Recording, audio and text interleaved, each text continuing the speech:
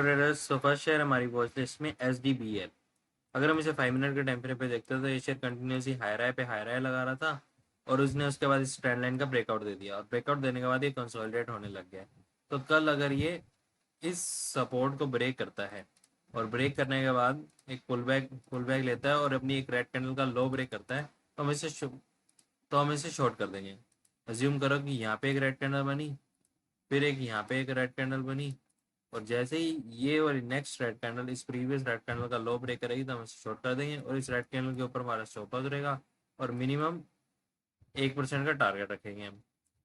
So guys, अगर अगर आप मेरी वॉच लिस्ट पहली बार देख रहे हैं तो जो ये मैं सिर्फ यही एक स्ट्रेटजी यूज करता हूँ, ट्रेंड लाइन और सपोर्ट एंड रेजिस्टेंस के बेस पे। मैं कोई इंडिकेटर्स नहीं यूज करता हूँ, ना ही कोई फालतू स्ट्रेटजी यूज करता हूँ कोई भी, मतलब।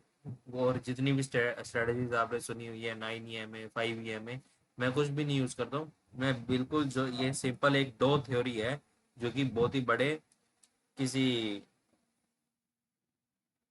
ट्रेडर की बनाई हुई है और उसके उसकी थ्योरी के बेस पे मैं ट्रेड करता हूँ, जो कि सिंपल कंसेप्ट है। आप देख सकते हो कि एकदम से बाइंग आई, फिर एक पुल बैक लिया, फिर बाइंग आई, फिर एक पुल बैक लिया, फिर एक बाइंग आई, फिर एक पुल बैक लिया। तो ऐसे ही मार्केट मूव करती है एक्चुअल में। तो अगर आप देखते हैं तो मेरा कहने का मतलब है कि अगर आप इस स्ट्रेटजी को डीपली समझना चाहते हैं तो मैंने एक स्टॉक मार्केट पेड कोर्स की क्रैश कोर्स की फ्री वीडियो एक पूरी 6 घंटे की डाल रखी है, जिसमें सिर्फ एक इसी स्ट्रेटजी को अच्छी तरह से एक्सप्लेन किए। इस सारी स्ट्रेटजीज के अप एंड डाउन मैंने उसमें पूरी तरह से एक्सप्लेन किए, कब और कैसे पोजीशन बनानी है, सब कुछ, स्टॉप लॉस कहाँ रखते हैं, पोजीशन घटाते कब है, कब 50% कैपिटल बुक कर लेनी चाहिए, कब पूरी कैपिटल प्रॉफिट बुक करना है, या फिर कब कैपिटल घटा के ट्रेड लेना है। ये सारी बातें मैंने उस वीडियो में 6 घंटे वाली वीडियो में एक्सप्लेन की हुई है, तो आप वो देख सकते हैं। सो नेक्स्ट शेयर है सुंदरम फाइनेंस को अगर हम 5 मिनट के टाइम फ्रेम पे देखते हैं तो ये शेयर भी कंटिन्यूसली हाई राय लगा रहा था और उसके बाद इसने अपनी इस ट्रेंड लाइन को ब्रेकआउट दे दिया। उसके बाद लोअर लो पे लोअर लो लगाने लग गया, बट इसने फिर से इस डाउन ट्रेंड लाइन को जो ये फॉलो कर रहा था इसको ब्रेक किया, फिर ऊपर जाने की कोशिश की, बट ये जा नहीं पाया और फिर से सेलर्स ने इसे दबा दिया। और अब फिर से इसने कोशिश की ऊपर जाने की, बट ये फिर से जा नहीं पाया और सेलर्स ने दबा दिया। तो अब ये जो एरिया एक ये नो ट्रेडिंग जोन है। तो कल अगर ऊपर जाता है और ब्रेक करता है और पुल बैक लेता है और फिर एक ग्रीन कैंडल बनाता है, ज्यूम करो यहाँ पे एक ग्रीन कैंडल बनाता है और फिर एक यहाँ पे एक और ग्रीन कैंडल बनाता है, जब ये नेक्स्ट ग्रीन कैंडल इस प्रीवियस ग्रीन कैंडल का हाई ब्रेक करेगी तो हम इसमें पोजीशन बना लेंगे और इस कैंडल के नीचे हमारा स्टॉप लॉस रहेगा और मिनिमम हम 1% का टारगेट रखेंगे। और अगर ये डाउन साइड ब्रेक करती है तो तभी ये स्ट्रेटजी रहेगी हमारी। डाउन साइड ब्रेक करने पे हमने एक पुल बैक का वेट करना है, पुल बैक आते ही जैसे एक रेड कैंडल बनेगी और उसका लो ब्रेक होएगा, हम पोजीशन बना लेंगे और उस रेड कैंडल के ऊपर हमारा स्टॉप लॉस रहेगा। तो नेक्स्ट शेयर है ब्लू स्टार को अगर हम 5 मिनट के टाइम फ्रेम पे देखते हैं तो ये शेयर इस सपोर्ट को बहुत अच्छे से रिस्पेक्ट कर रहा था। ये ब्रेक करता था तो पुल बैक ले लेता था, जैसे कि आप देख सकते हो ब्रेक करने के बाद मैं हमेशा बोलता हूँ कि हमें एक पुल बैक का वेट करना है और पुल बैक आने के बाद जब एक रेड कैंडल बनाएगा, रेड कैंडल का प्रीवियस लो ब्रेक होएगा तभी हम इसे शॉर्ट करेंगे, अदरवाइज नहीं शॉर्ट करेंगे। तो यहाँ पे हमारी पोजिशन बनती एक रेड कैंडल का लो बनाते ही और 1% का मिनिमम हम टारगेट रखते हैं। बट यहाँ पे क्या हुआ है, यहाँ पे वो पुल बैक लिए ही नहीं, उसने पुल बैक लेने के बाद सीधा ऊपर ही चला गया। अगर जिसने यहाँ पे पोजीशन बनाई होगी उसका तो स्टॉप लॉस ले गया होगा। फिर बाद में फिर से आप देख सकते हैं कि इसने ब्रेक किया और ब्रेक करने के बाद पुल बैक लिया, बट ये फिर से रेड कैंडल बना के लो नहीं ब्रेक किया और ऊपर चला गया और स्टॉप लॉस ले गया। अब इसने पहली बारी एक रेड कैंडल बनाई है, पुल बैक लिया है, फिर एक रेड कैंडल बनाई है, उसका लो ब्रेक किया है। आप देख सकते हो कि अगर आपने यहाँ पे भी पोजीशन बनाई होती, जैसे ही जैसे रेड कैंडल का लो ब्रेक हुआ, यहाँ लो ब्रेक हुआ, हमारा स्टॉप लॉस कहाँ बनेगा, यहाँ पे। और अगर आप और हमारा मिनिमम हम टारगेट रखते हैं 1% का और हमारा स्टॉप लॉस नहीं हिट होता, देख सकते हो गाइस। हम क्लोज यहाँ पे थोड़े से लॉस में ही होते। तो अगर अब ये एक इसका छोटा सा जोन बन गया है, तो कल अगर अभी ये यहीं कहीं ओपन होता है, अज्यूम करो यहाँ यहाँ यहीं कहीं ओपन होता है और एक यहाँ तक जाता है, एक रेड कलर बनाता है और उसका लो ब्रेक करता है, तो हम इसे शॉर्ट कर देंगे और मिनिमम 1% का टारगेट रखेंगे। नेक्स्ट शेयर है इंडियन बैंक को अगर हम 5 मिनट के टाइम फ्रेम पे देखते हैं तो ये शेयर भी कंटिन्यूसली हाई राय लगा रहा था। उसके बाद इसने अपने ट्रेंड लाइन का ब्रेकआउट दे दिया और ब्रेकआउट देने के बाद ये वापस से ऊपर जाने लग गया। बट बट सेलर्स ने इसे इसका ऑल टाइम हाई को ब्रेक नहीं करने दिया जो इस ट्रेंड लाइन का बन रहा था, और वहां से फिर से दबा दिया, और देख सकते हो फिर से सेलिंग आ गई है। तो अगर अब कल अगर ये यहीं कहीं ओपन होता है, यहाँ तक जाता है और एक रेड कैंडल बनाता है और उसका लो तोड़ता है, तो हम इसे शॉर्ट कर सकते हैं। या फिर खुलते ही अगर ये सीधा इस सपोर्ट को ब्रेक करता है और ब्रेक करने के बाद और एक पुल बैक लेता है और एक रेड कैंडल बनाता है, तो उसका लो ब्रेक करता है, तो हम इसे शॉर्ट कर सकते हैं। और यहाँ पे मान लो कि एक रेड कैंडल बनी और उसका लो ब्रेक हुआ, तो हमने पोजीशन बना लेनी है और मिनिमम 1% का टारगेट रखेंगे।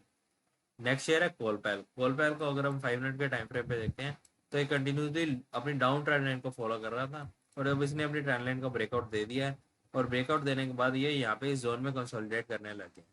तो कल अगर ये यहीं के ही ओपन होता है और सीधा ब्रेक करता है, ब्रेक करने के बाद एक पुल बैक लेता है, और पुल बैक लेने के बाद जब यहाँ पे एक ये ग्रीन कैंडल बनाएगा और इस ग्रीन कैंडल का जब हाई ब्रेक कर देगा, तब हम इसमें बाइंग की पोजीशन बना लेंगे, और इसके प्रीवियस ग्रीन कैंडल के नीचे हमारा स्टॉप लॉस रहेगा, और मिनिमम हम 1% का टारगेट रखेंगे।